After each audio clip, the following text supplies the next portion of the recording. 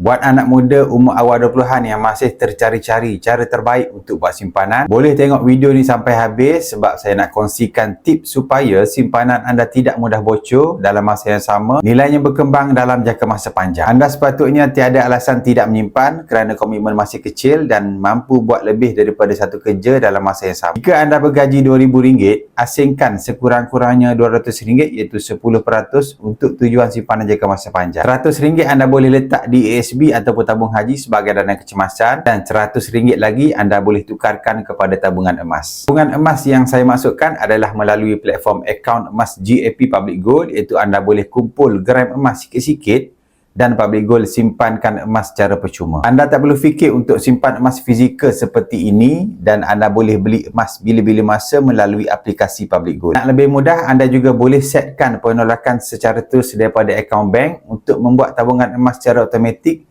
terus di akaun emas GAP. Lebih cepat dan konsisten anda buat tabungan, lebih cepat anda boleh capai matlamat kewangan anda dalam simpanan emas. Anda juga tak perlu risau pasal naik turun harga emas sebab track record 20 tahun lepas, harga emas naik secara purata setinggi 40% setahun. Bila simpanan emas anda bertambah, bermakna aset anda juga turut bertambah. Anda nak saya bimbing mulakan simpanan emas serendah RM100 bersama Public Gold, boleh PM saya atau isi borang sign up di bawah. InsyaAllah saya sedia bantu sebaiknya.